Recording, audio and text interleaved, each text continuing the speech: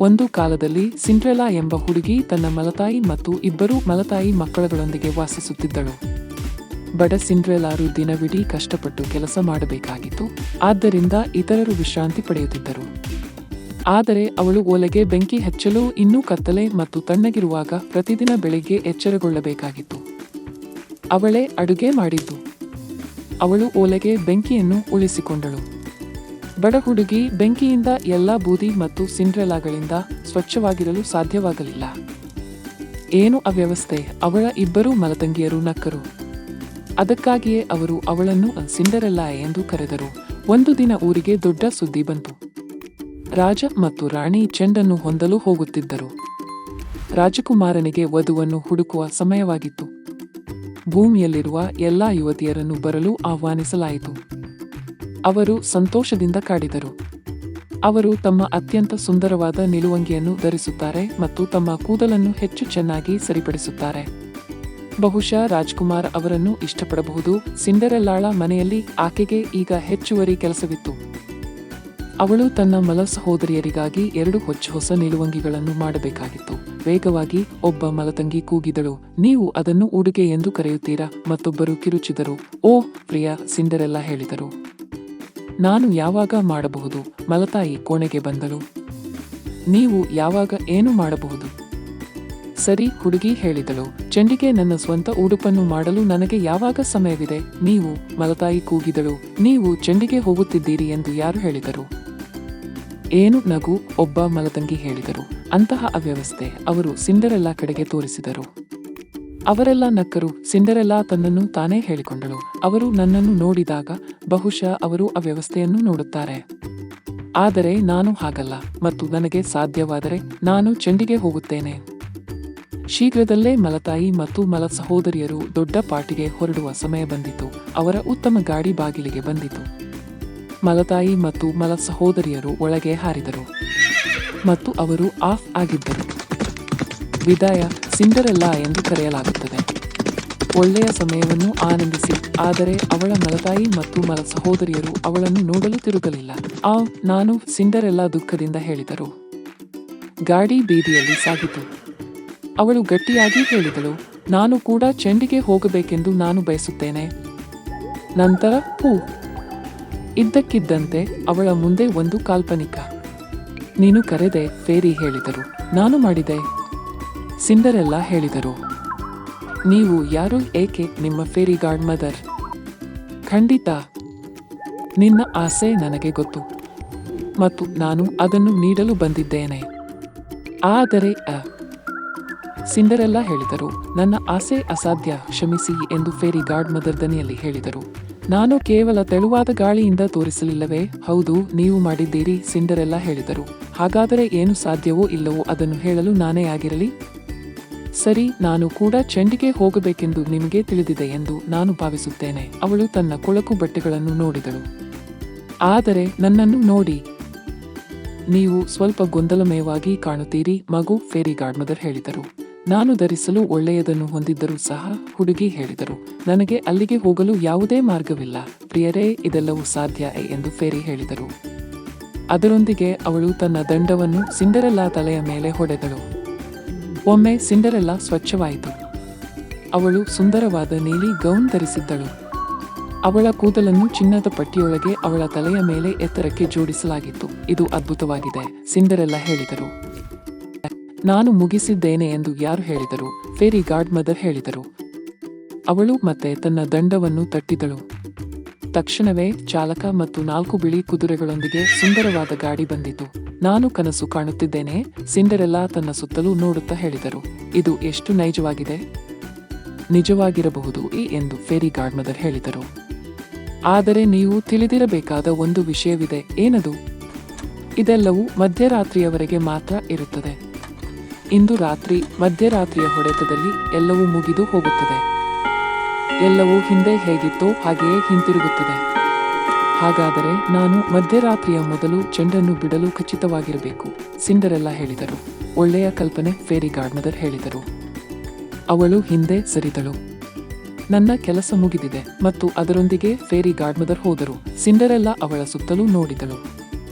ಅದು ಕೂಡ ಸಂಭವಿಸಿದೆಯೇ? ಆದರೆ ಅಲ್ಲಿ ಅವಳು ಉತ್ತಮವಾದ ಗೌನ್ನಲ್ಲಿ ಮತ್ತು ಅವಳ ಕೂದಲಿನಲ್ಲಿ ಗೋಲ್ಡನ್ ಬ್ಯಾಂಡ್ನೊಂದಿಗೆ ನಿಂತಿದ್ದಳು. ಮತ್ತು ಅವಳ ಚಾಲಕ ಮತ್ತು ಅವಳ ಮುಂದೆ 4 ಕುದುರೆಗಳು ಕಾಯುತ್ತಿದ್ದವು. ಬರುತ್ತಾ ಚಾಲಕನನ್ನು ಕರೆದ. ಗಾಡಿ ಹತ್ತಿದಳು ಮತ್ತು ಅವರು ಆಫ್ ಆಗಿದ್ದರು. ಚೆಂಡಿನ ಮೇಲೆ ರಾಜ್ಕುಮಾರನಿಗೆ ಏನು ಯೋಚಿಸಬೇಕೆಂದು ತಿಳಿದಿರಲಿಲ್ಲ. ನಿಮ್ಮ ಮುಖದಲ್ಲಿ ಏಕೆ ದುಃಖದ ನೋಟವಿದೆ? ರಾಣಿ ತನ್ನ ಮಗನಿಗೆ ಹೇಳಿದಳು. ನಿಮ್ಮ ಸುತ್ತಲೂ ನೋಡಿ. ಇವುಗಳಿಗಿಂತ ಉತ್ತಮವಾದ ಕನ್ಯೆಯರನ್ನು ನೀವು ಕೇಳಲು ಸಾಧ್ಯವಿಲ್ಲ. ನನಗೆ ಗೊತ್ತು, ತಾಯಿ, ರಾಜ್ಕುಮಾರ ಹೇಳಿದರು. ಆದರೂ ಅವನಿಗೆ ಏನೋ ತಪ್ಪಾಗಿದೆ ಎಂದು ತಿಳಿದಿತ್ತು. ಹಲವು ಯುವತಿಯರನ್ನು ಭೇಟಿಯಾಗಿದ್ದ. ಆದರೂ ಒಂದೊಂದಾಗಿ ಹಲೋ ಹೇಳಿದ ನಂತರ ಅವನಿಗೆ ಹೇಳಲು ಏನೂ ಸಿಗಲಿಲ್ಲ. ನೋಡಿ, ಯಾರೋ ಮುಂಬಾಗಿಲನ್ನು ತೋರಿಸಿದರು. ಯಾರದು? ಎಲ್ಲಾ ತಲೆ ತಿರುಗಿದೆ. ಮೆಟ್ಟಿಲುಗಳನ್ನು ಹತ್ತಿದ ಆ ಸುಂದರ ಕನ್ಯೆ ಯಾರು? ತನ್ನ ತಲೆಯನ್ನು ಎತ್ತರಕ್ಕೆ ಹಿಡಿದುಕೊಂಡು ತಾನು ಸೇರಿದವಳಂತೆ ನೋಡಿದಳು. ಆದರೆ ಯಾರೂ ಅವಳನ್ನು ತಿಳಿದಿರಲಿಲ್ಲ. ಅವಳ ಬಗ್ಗೆ ಏನಾದರೂ ಇದೆ ಎಂದು ರಾಜ್ಕುಮಾರ ಸ್ವತಃ ಹೇಳಿದನು.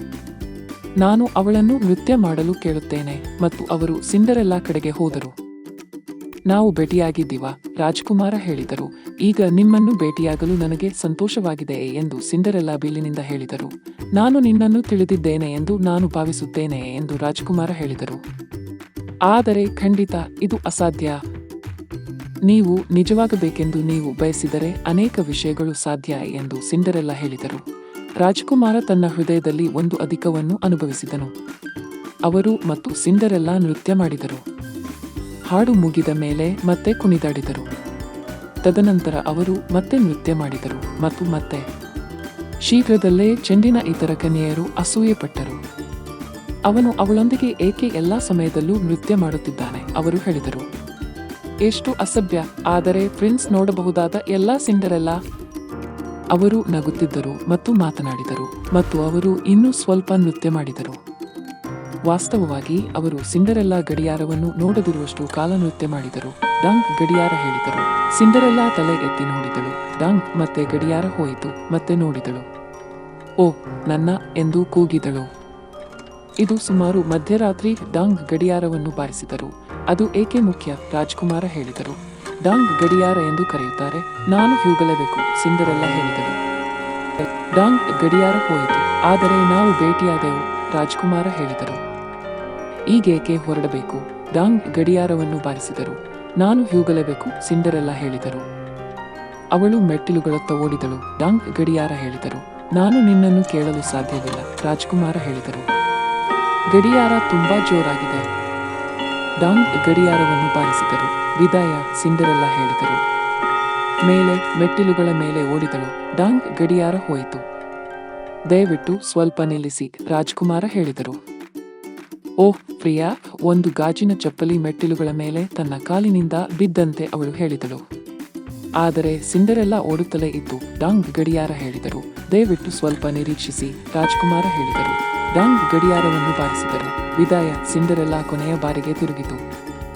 ನಂತರ ಅವಳು ಬಾಗಿಲಿನಿಂದ ಹೊರಬಂದಳು. ಡಾಂಗ್ ಗಡಿಯಾರ ಶಾಂತವಾಗಿತ್ತು.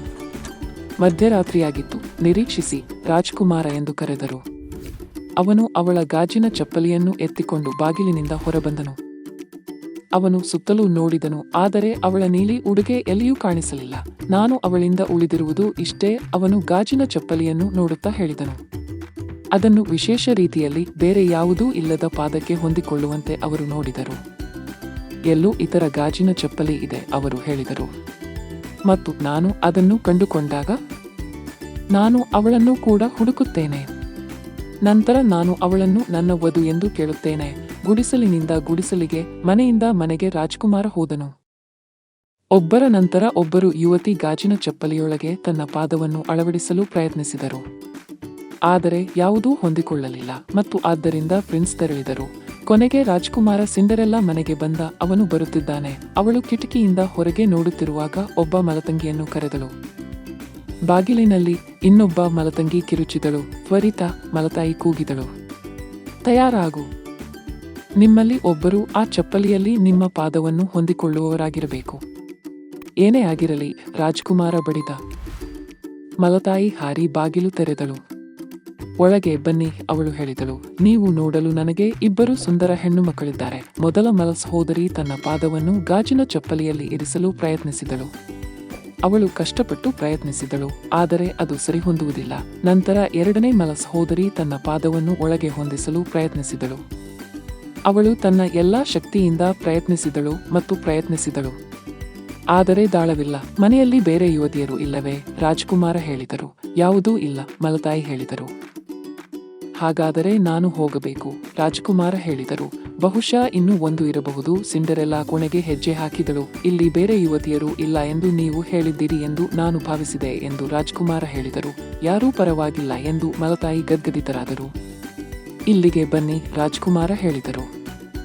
ಸಿಂಡರೆಲ್ಲಾ ಅವನತ್ತ ಹೆಜ್ಜೆ ಹಾಕಿದಳು.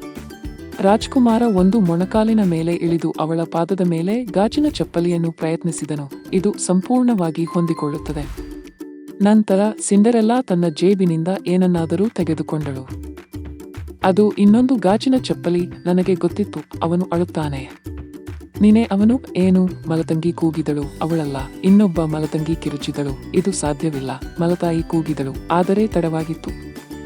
ಸಿಂಡರೆಲ್ಲಾ ಒಬ್ಬಳು ಎಂದು ರಾಜ್ಕುಮಾರನಿಗೆ ತಿಳಿದಿತ್ತು. ಅವನು ಅವಳ ಕಣ್ಣುಗಳನ್ನು ನೋಡಿದನು. ಅವಳ ತಲೆಗೂದಲಲ್ಲಿರುವ ಸಿಂಡರನ್ನಾಗಲಿ ಅವಳ ಮುಖದ ಮೇಲಿದ್ದ ಬೂದಿಯಾಗಲಿ ಅವನು ನೋಡಲಿಲ್ಲ. ನಾನು ನಿನ್ನನ್ನು ಕಂಡುಕೊಂಡಿದ್ದೇನೆ, ಅವರು ಹೇಳಿದರು. ಮತ್ತು ನಾನು ನಿನ್ನನ್ನು ಕಂಡುಕೊಂಡಿದ್ದೇನೆ ಎಂದು ಸಿಂಡರೆಲ್ಲಾ ಹೇಳಿದರು. ಮತ್ತು ಆದ್ದರಿಂದ ಸಿಂಡರೆಲ್ಲಾ ಮತ್ತು ಪ್ರಿನ್ಸ್ ವಿವಾಹವಾದರು ಮತ್ತು ಅವರು ಎಂದೆಂದಿಗೂ ಸಂತೋಷದಿಂದ ವಾಸಿಸುತ್ತಿದ್ದರು.